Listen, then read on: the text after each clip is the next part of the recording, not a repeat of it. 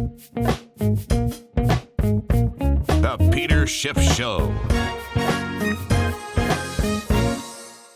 The Dow Jones was down 380 points today. In fact, this is the second consecutive 300-point drop we've had in the Dow. You know, the Dow now is down about 4% for the month of February, which just came to an end today. And that also means the Dow's record-breaking monthly winning streak has also come to an end. Remember, the Dow has been up every month since Donald Trump was elected president, including every single month in calendar year 2017. That is something that has never happened in the history of the stock market. There's always been at least 1 month during any year where the market went down, except for last year when it went up every month. And of course, we were also up in January, but not so in February. Big decline. Dow dropped better than 1,000 points on the month. And we'll see if this is the beginning of a much bigger downturn. In fact, it could easily be the beginning of a bear market. The supposed catalyst for the sell-off yesterday and again today was Powell's testimony before Congress yesterday. Now, he goes up again, I think, the Senate tomorrow. He was in front of the House yesterday to give his talk about the economy. And of course, I watch this stuff and it is just a show, right? It's all political because you have Republicans basically asking self-serving questions about how great the tax cuts are for the economy.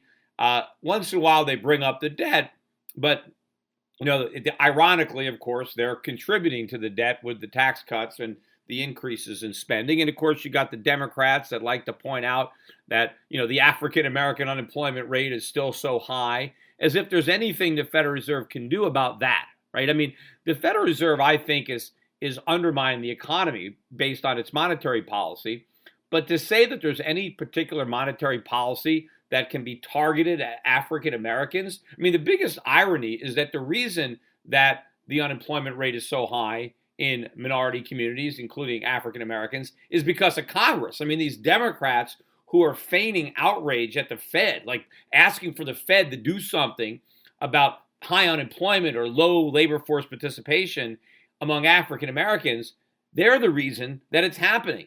It's the minimum wage law. It's all the anti-discrimination laws. It's everything that government does to make it so much harder for African Americans to get jobs. I mean, that is the problem. And of course, what about the public school system that is so miserably failing African Americans? Those public schools are controlled by Democrats, right? Teachers' unions. I mean, this is a disaster. And really, these congressmen have no right to criticize the Fed for that. I mean, they can criticize the Fed for all sorts of things, but that's not one of them.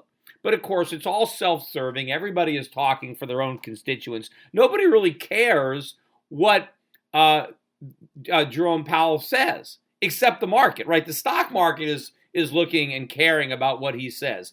But none of the congressmen or senators really give a damn. I mean, they might as well have a parrot there. They're just talking for sound bites for their own constituents. But what Powell said that spooked the markets, he was optimistic. He was hawkish. He was bullish on the economy. I mean, first of all, what does anybody expect? I mean, how would he not be bullish on the economy? He's on Team Trump, right? He's a team player. Just like Ben Bernanke said that he was a team player when he was talking about how great the economy was under Bush. Well, Powell has now joined a similar team, Republican team. He's a Republican. So the Republican narrative is everything is great. The economy is booming. And so Powell is going to toe that same line. But of course, when Powell speaks, markets listen. And the markets didn't like that upbeat tone because it made them think, oh, we're going to keep getting rate hikes, right? Maybe we're going to get 4 rate hikes instead of 3. And the stock market sold off.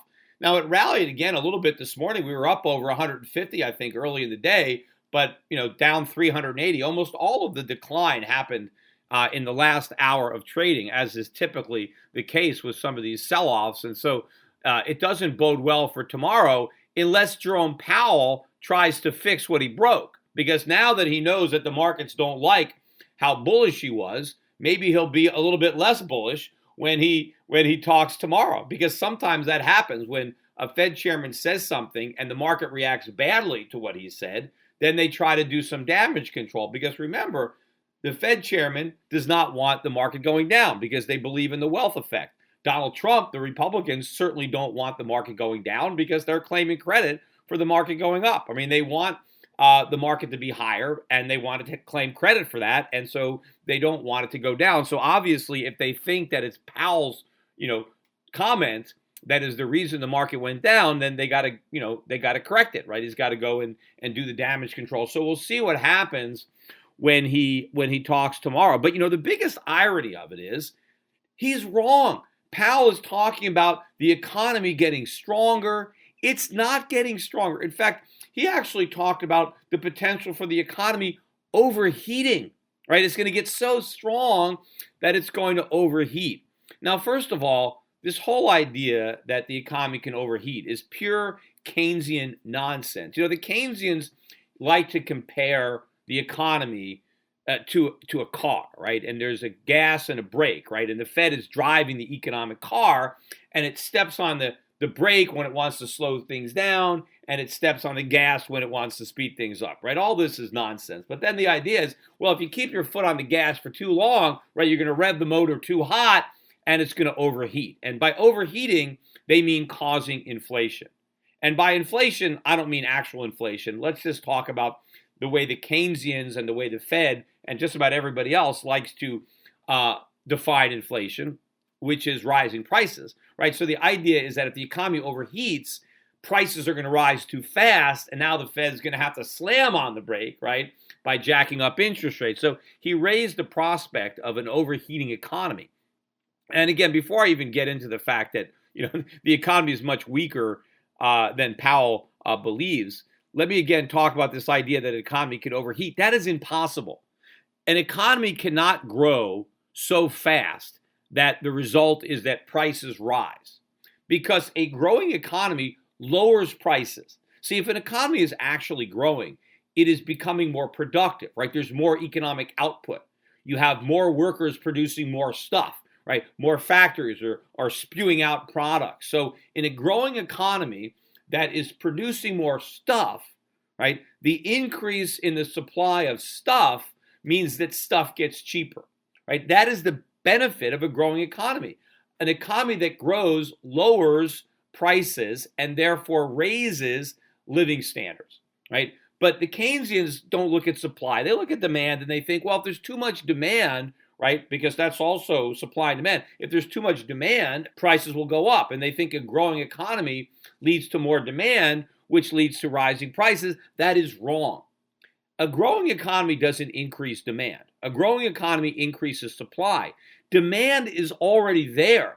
Demand is infinite. In fact, I remember when my dad first started talking to me about economics when I was a little kid, he described to me economics as the science of how to satisfy unlimited human demand with limited resources, because resources are scarce and limited, and demand is unlimited. I mean, think about it. People want everything, right? I mean, there's no limit to what people want, right?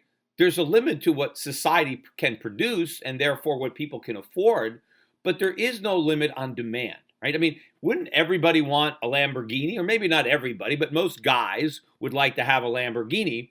Why can't they buy one? Because there's not enough of them.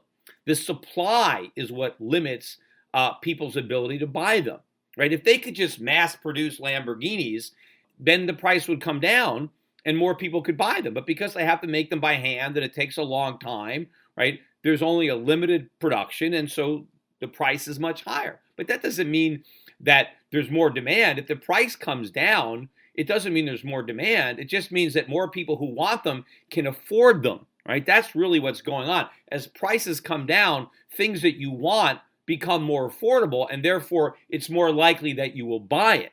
But that's not really growing demand, right? Demand is already there. So the limiting factor is supply in an economy, not demand. Demand is unlimited and omnipresent. What is limited is supply and the ability to satisfy that demand. Now, if production is increasing so that more people who demand things can actually afford them, right, prices are not going up, right? A growing economy doesn't increase demand, it increases supply. And supply allows people who want things to afford them. People become more productive. Economies are more productive and more efficient. And so more people can actually turn that demand into purchases, into actual consumption. But the idea that people simply wanting things or buying things is what causes inflation is pure nonsense. What causes inflation, or what is inflation, is the expansion of the money supply. But what causes prices to go up is that people have more money. And if everybody has more money with which to bid up the price of stuff, because the supply that's growing is the supply of money. And if the supply of money is growing faster than the supply of stuff, then obviously the price of stuff is going to go up. Now, sometimes you can have government creating inflation at a slower pace than an economy is creating new stuff. So if the supply of money is growing slower than the supply of stuff, prices can actually fall. But that doesn't mean there's no inflation, because had the government not inflated the money supply, prices would have fallen even more, and consumers would have gotten an even bigger benefit from those price reductions. But sometimes, price reductions can mask an underlying inflation problem. But that underlying inflation problem is about to get much worse. But let me get back to Powell and his ridiculous notion that the economy is growing so fast, right, that it's in danger of overheating, right?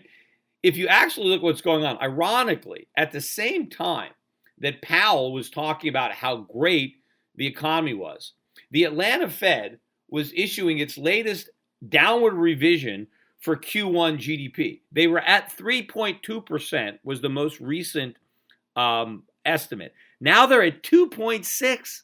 They were at 5.4 3 weeks ago. That's better than a 50% reduction in their estimate for Q1 GDP.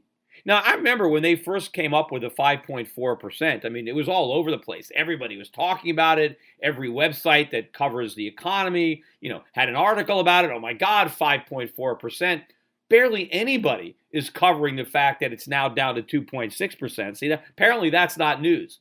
5.4% was, maybe because it was so ridiculous that people covered it. But they didn't cover it as if it were ridiculous. It was like, oh, wow, we're going to get all this economic growth. Well, now the forecast is coming down to earth. And believe me, I think it still needs a long way to go. I think it's still in orbit. I think we still have to see a more revisions. In fact, if you look at the economic surprise index, we keep getting more and more bad economic news that comes as a surprise.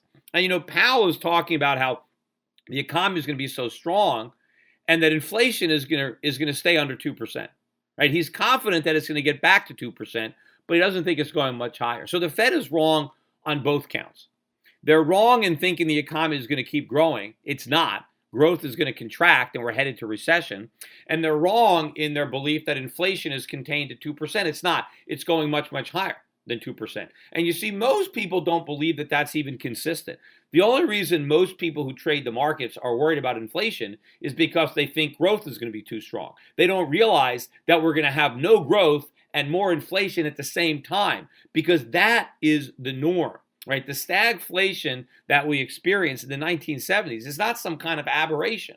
That's what we're going to have. I mean, weak economies are more apt to also have rising prices because they don't have the production. But we're going to have both.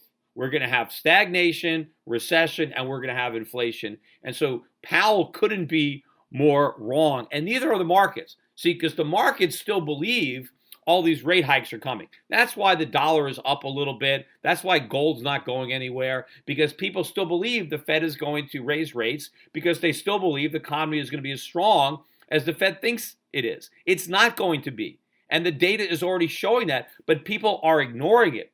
When the markets figure out that we're not going to get all the growth, which means we're not going to get all the rate hikes, that's when the dollar really tanks. And of course, when the Fed has to come to the rescue of both the economy and the markets with more QE and rate cuts, that's when the bottom drops out of the dollar. And that's when the roof is blown off of the price of gold. But let's look at some of the other economic data, including, we got the second revision to Q4 GDP out today. And they revised that down from 2.6 to 2.5. Now, I think they're going to revise it a little lower next month when they get the next revision. I was actually expecting a little bit lower than 2.5 this time, so we'll see. But assuming it stayed the same, right? Let's say it stays at 2.5 if that's the final. That means that last year, 2017, GDP grew by 2.3% for the entire year. That's the first year that Trump was president. Where is the Trump boom? 2.3%. The average GDP growth for the last 4 years of Obama, or his entire second term, was 2.2. So Trump said that that was a disaster, that 2.2 was a disaster. We needed a change. We needed to make America great again. And now we got Trump, and we don't have 2.2. We got 2.3, and all of a sudden this is fantastic. There is no difference between 2.2 and 2.3, unless you want to count that tenth of 1%, which is probably a rounding error anyway. And in fact, if you look at Obama's second term, in 2014 and 2015, the economy grew by GDP at 2.9 and 2.6. So at 2.3, we're well below that. So we had 2 years during the horrible years of Obama that were better than the great year of Trump. Now, of course, a lot of people are saying, oh, well, that's before the tax cuts, right? Now these tax cuts are kicking in, so we're going to have this great economic growth for this year, except it's not going to happen. I mean, this is all part of the fantasy of growth. But let's look at some of the other economic news that came out today. Chicago PMI, big drop, lowest in 6 months. We were at 65.7 last month. They were looking for 65. We got 61.9. Now, we're still above 50, but we'll see how much longer. 50 is the dividing line between economic expansion and economic contraction. But that was a much bigger drop than people thought. Pending home sales, these were a disaster, down 4.7%. That is the lowest level now that they're at. The index is at 104.6. This is the lowest level in about 3.5 years, but it's the biggest drop in 8 years in pending home sales. Now, why are home sales dropping? Well, for a number of reasons. One, prices are too high. Two, mortgage rates are going up, making houses less affordable, right? And the other one is the new tax law, right? There are now so many fewer people that will qualify for a tax break when they buy a house, particularly the first-time home buyer, right? So if you're in the market for a house, you're a first-time home buyer, and you're looking at a house between, I don't know, $150,000 and $200,000, right? A starter home, first-time home. Chances are you don't itemize your deductions anymore. You're just going to take the standard deduction. And what that means is that you derive no tax benefit from buying your first home. And I know that a lot of reasons that people would buy a home as opposed to renting was that they compared the after-tax cost of owning versus the cost of renting, which was not deductible. But now those comparisons are going to weigh heavier in favor of renting because you're no longer going to get the tax break associated with buying because you're just going to get the same standard deduction. And the problem is if you take away the first-time home buyer, then you knock out the whole pyramid. I mean, now you got the trade-up buyer because there are people that want to sell their first home for $200,000, $250,000, maybe whatever, and maybe trade up to a $400,000 or $500,000 home. But you can't trade up unless you find somebody to buy you out of the home you already own. So once you knock out the first-time buyer, the trade-up buyer is gone too, and so the whole thing implodes like dominoes. And meanwhile, you've got insurance rates going up, property taxes going up, maintenance costs going up. All home ownership is becoming more expensive. Now, renting is becoming more expensive too. So people are damned if they do and they're damned if they don't. But renting is going to be the more economically viable alternative unless real estate prices really collapse, which I think they will do. And then if the prices fall enough, then maybe buying will look more attractive. But we got a long way to go to the downside. But of course, when real estate prices collapse, what does that mean? That means people lose their home equity if they still have it. And maybe people that have home equity, a lot of people, that's the majority of their wealth. And if that wealth disappears, well, the reverse wealth effect. Also, we know from prior experience that if home equity evaporates, foreclosures go up.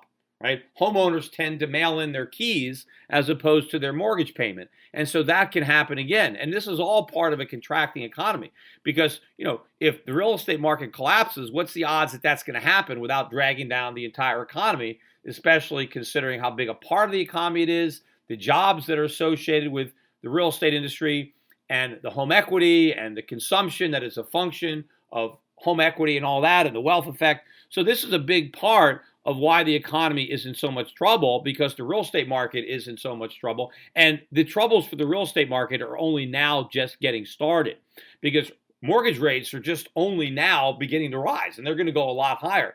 And also right now you have this record low unemployment.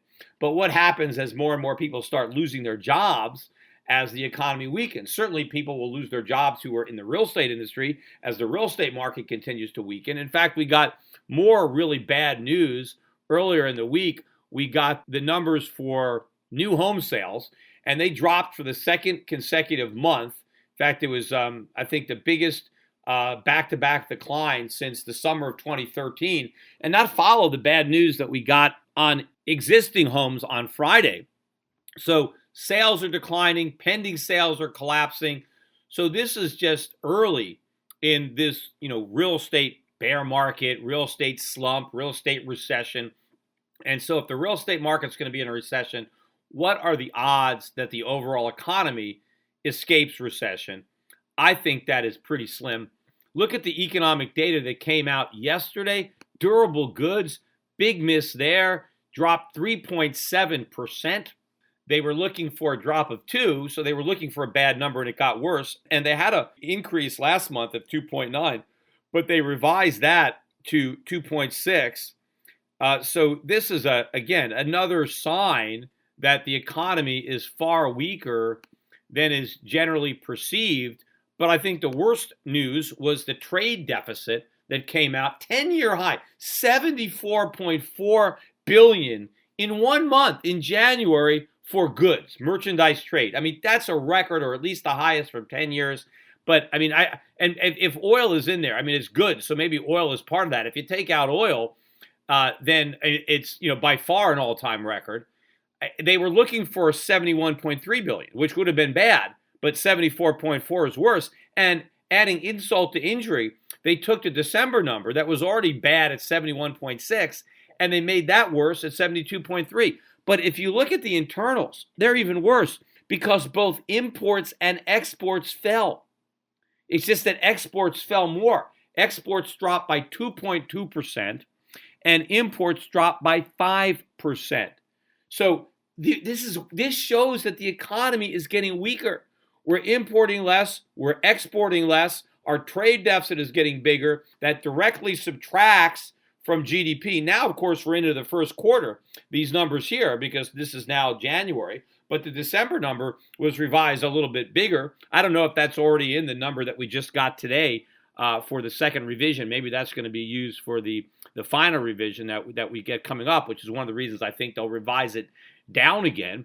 But you look at all this bad news. The only supposed positive news for GDP was a bigger than expected increase in inventories, right? Both at the wholesale and retail level.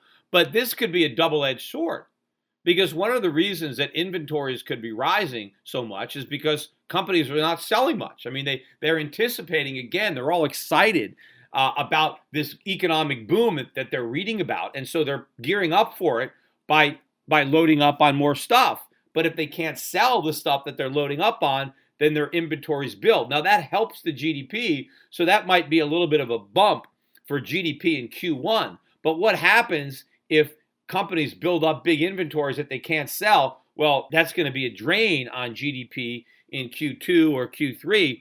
So this might not even be a good sign. I mean, the fact that merchants are optimistic that their customers can buy, but the customers themselves can't buy. Now, we're going to get some economic data tomorrow. We're going to get personal income and spending, so that will give us a little bit more of a look. We get some more economic numbers, too, that come out tomorrow. In fact, the Atlanta Fed is going to be issuing another estimate on GDP tomorrow. So if we get more bad economic news, which would add to the bad economic news that has already come out today, right, which is after their last downward revision, then we can easily be well below 2.5% for Q1, and which is barely above the 2.3% that we got for all of 2017. But if we can barely get into economic growth for the first quarter of 2018, what makes anybody think it's going to get any better in the second quarter or the third quarter, especially if we get the stock market going down. I mean, especially if we have entered a bear market in stocks, which is certainly a possibility that has happened. I mean, the volatility has spiked. I think the month of February had more, 100-point swings or more than that in 1 month than all of last year combined, or I forget what the number was, but it was a very volatile month. And again, big increases in volatility following long periods of time of a lack of volatility in a trend is much more of an indication that the trend has changed than that it is going to continue in the direction of the trend. If you look at the VIX, I mean, we've pulled back, but we closed today just about 20, just under 20. But the chart to me looks like a breakout. We got as high as maybe 35 in the last move down, but I think we're going to take that high out. I mean, to me, the VIX looks like it's broken its downtrend, and that downtrend's been in place since 2008. And so I think it's going a lot higher.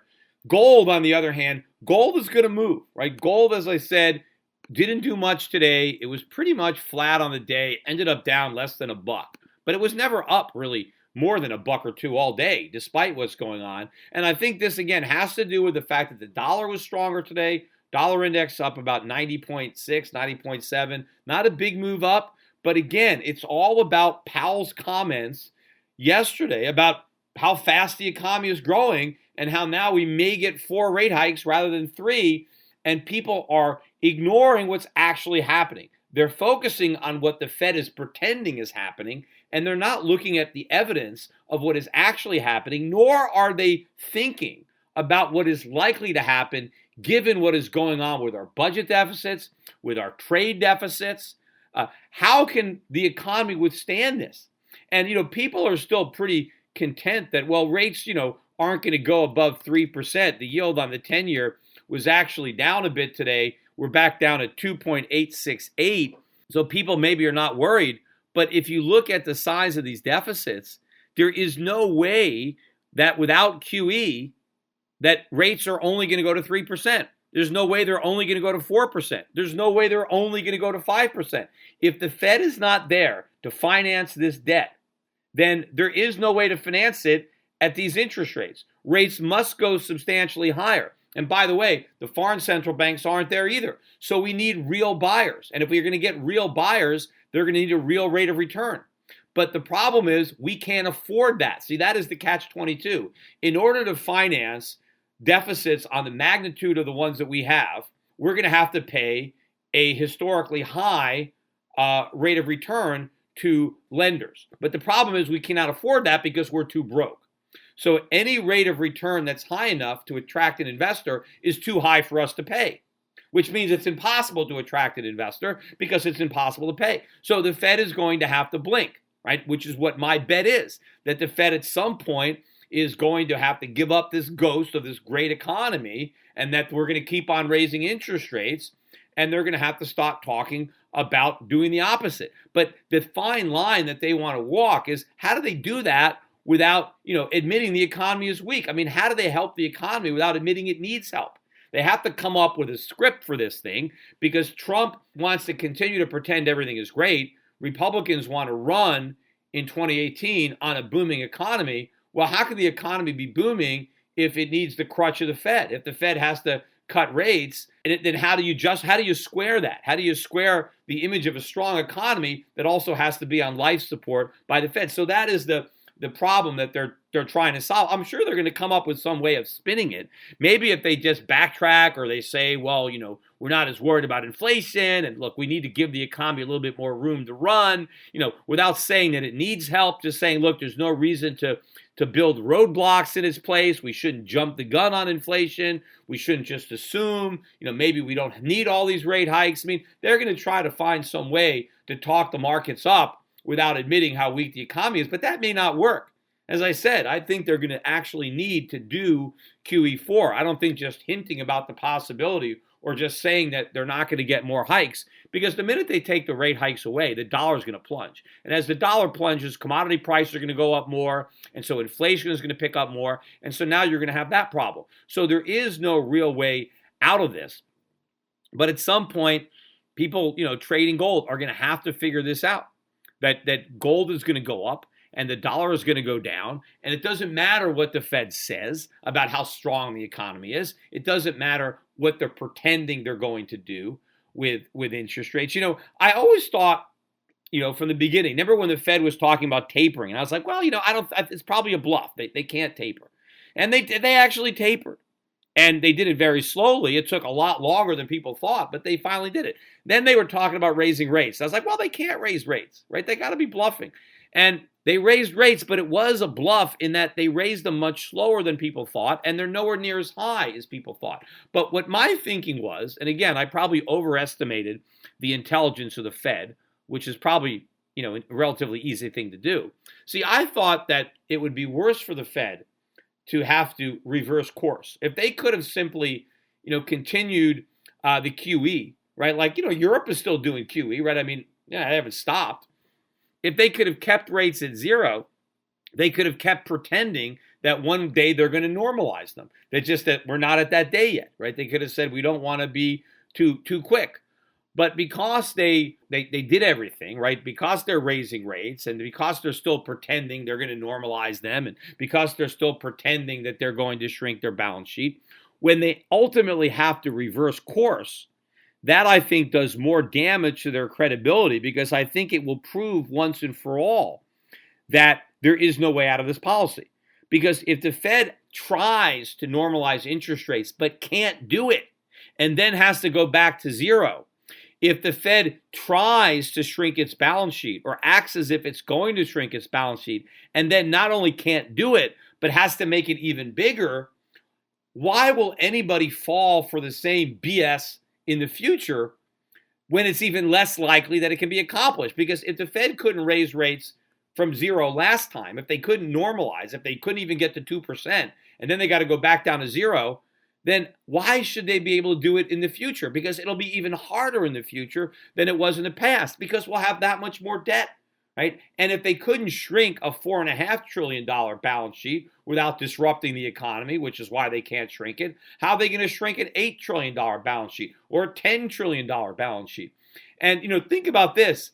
If the budget deficits that we are now estimating that we're going to have in the next fiscal year are actually going to be larger or as larger than the ones that Obama ran early in the Great Recession, which was the worst recession since the Great Depression. And we had these deficits. And now we are having deficits even bigger than that when the economy is supposedly doing great.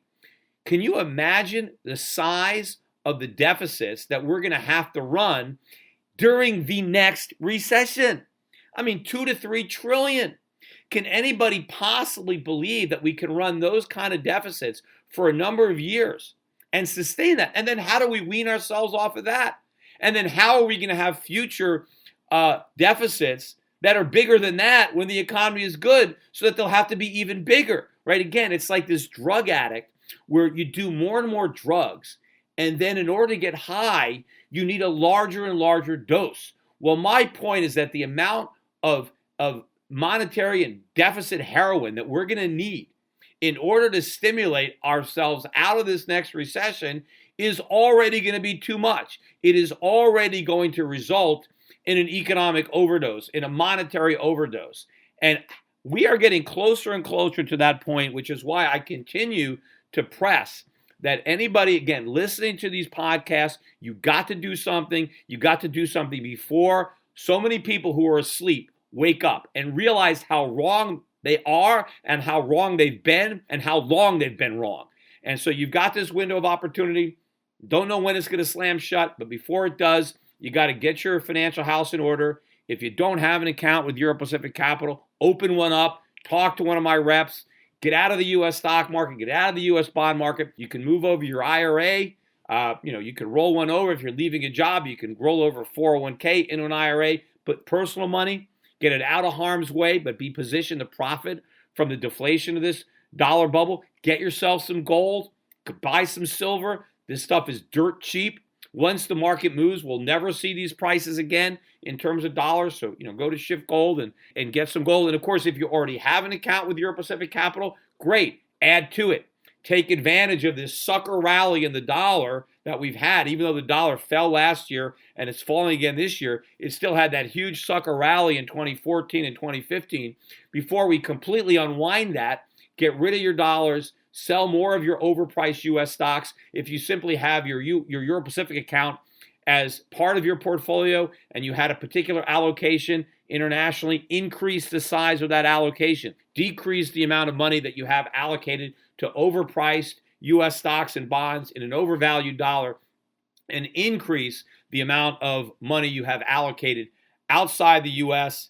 into commodity-based companies, emerging markets, safe, dividend-yielding stocks in developed markets. This is the time to do it, and I would not be waiting, because we have no idea when the bottom is going to drop out of the dollar. It's going to be like an emperor has no clothes moment.